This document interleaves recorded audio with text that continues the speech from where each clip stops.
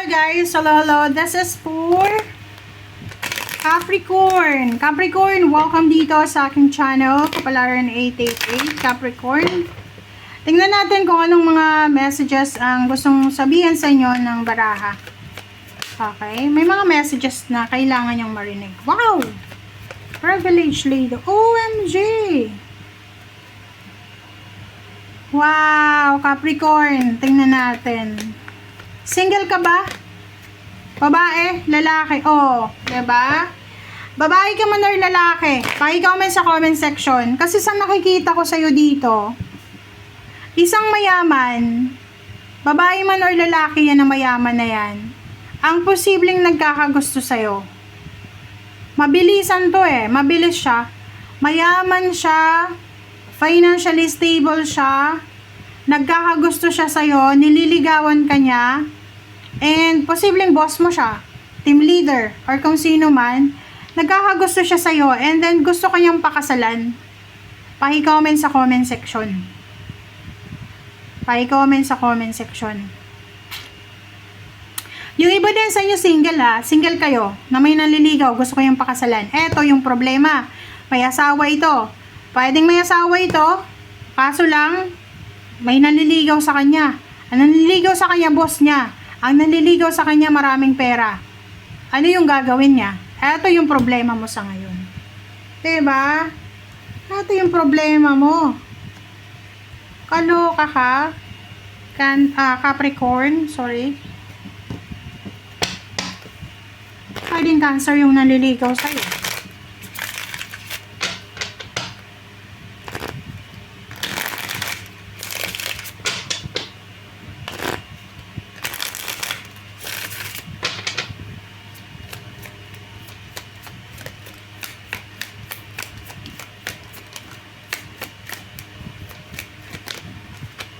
Alright, Capricorn. Okay, Jack of Diamonds. Ano ba? This is, yun na nga talagang merong tao na papasok sa buhay mo, Capricorn. Eto'y, hindi ko alam kung single ka ba or in a relationship. Basta may papasok sa buhay mo, magdadala siya sa'yo ng good news. Love life to It's either ano siya, boss mo siya, or pwedeng mataas yung posisyon niya sa'yo sa trabaho, or kung sino man to, talagang may interesado sa'yo. Diba, Plus, nandito ba yung Two of Hearts? So, sinasabi ng baraha sa'yo na mayaman talaga to. Nakakaloka. Congratulations sa'yo, Capricorn. Ang nakikita ko, para to sa may asawa, walang asawa, single mom, single dad. Sa inyo to lahat may magkakagusto talaga sa inyo. Eto naman, sinasabi sabi ko na, diba, resonated ako, kinilabutan ako. Eto the park foretells a new love when very near. Diba? Sabi ng baraha sa'yo dito, may new love life, new love coming para sa'yo, Capricorn. May asawa ka man, walang asawa, may manliligaw talaga sa'yo. May manliligaw, may darating sa'yo. Kahit lalaki ka, may magkakagusto sa'yo, magpapapansin sa'yo. Kung lalaki ka, gagamitin niya yung pera mo. Ay, pera niya. Lalo na kung mayaman tong babaeng to. Privilege siya Gagamitin yung pera. Pwedeng bigyan ka niya ng maraming regalo. Bibigyan ka niya ng sobra-sobra. Eto din sa mga babae, yon bagong love life. New love life ito na posibleng papasok sa buhay nyo. And yung love life na to talaga, aabot to sa kasal. Wow, congratulations sa inyo.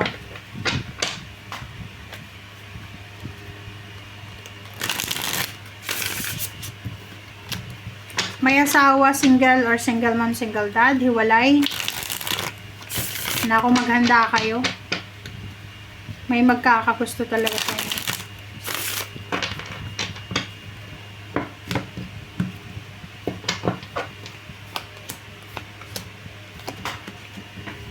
Okay. Magbabago talaga yung takbo ng buhay mo Tingnan mo. At ang Wheel of Fortune, sinasabi sa'yo na mayroong magbabago talaga sa buhay mo. Etong pagbabago na yan, yan yung makakatulong sa'yo para makaipon ka ng pera, para maging financially stable ka. Tutulungan ka niya, no? Kasi mayaman yan eh. May pera. So, sa love life to, may mga manliligaw sa inyo na bubusugin kayo sa regalo. Kung may mga financial issues kayo, tutulungan kayo sa pera. Di ba?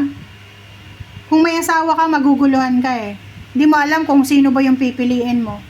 Pipiliin mo ba yung asawa mo or pipiliin mo to na manliligaw mo? Kung may boyfriend, girlfriend ka naman, maguguluhan ka din eh. Kasi bubusugin ka ng bagong manliligaw mo ng pera, ng kasaganahan. Sa trabaho, ganun din. May trabaho ka na sa ngayon, pero may napupusuan ka pa na ibang trabaho ng ibang company na mas mataas yung sweldo doon. So, naguguluhan ka sa ngayon.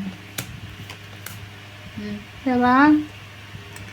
Isang napakagandang balita ito para sa'yo. Napakagandang balita na siya yung magtatapos sa mga pinoproblema mo. Kasi marami kang problema eh. Lalo sa salapi, sa pera.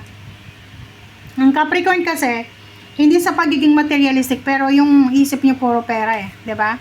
So, dito sa barahang to, kung ano man tong papasok sa buhay mo, bagong manliligaw, bagong trabaho, bagong source of income, makakatulong yan sa'yo para mawala or maalis yung mga pinoproblema mo, yung stress mo sa buhay. Diba? At the same time, etong direksyon na to, etong pagbabago na to na itinuturo sa'yo or papasukin mo, makakatulong to sa'yo para matahimik talaga yung buhay mo. Makakapagpahinga ka. Like for example, kung breadwinner ka, marami kang pinag-aaral, may mga sakit pa sa pamilya, yung sweldo mo ubos sa pamilya mo. So, etong taong to, napapasok sa buhay mo, interesado siya sa'yo, so willing siyang tulungan ka financially. And yun, pag may katulong ka na, syempre, nasa 4 of swords ka na eh. Hindi ka na masyadong stress, masaya ka na, may time ka na para sa sarili mo. 'Di ba? Kaso lang, ang sabi ng baraha sa'yo dito, maguguluhan ka talaga. Kung may asawa kayo, may boyfriend, girlfriend, may ka-live-in, talagang maguguluhan kayo. Kasi, isipin mo, sino ba dito yung i-give up mo? Yung asawa mo, na walang pera, walang trabaho, or may trabaho pero hindi masyadong stable, secured financially, or eto na manliligaw mo na hindi mo na kailangan magtrabaho. Meron na siya. So, kailangan mong pag-isipan yan. Pero, ang nakikita ko sir dito, mas ipaprioritize mo, since Capricorn ka talaga, ipaprioritize mo yung freedom mo, na financially you're free, at the same time, ipapamper ka pa ng taong yan. Wala ka pang problema. Yung pamilya mo, siya na yung bahala. Kaya ang galing, diba?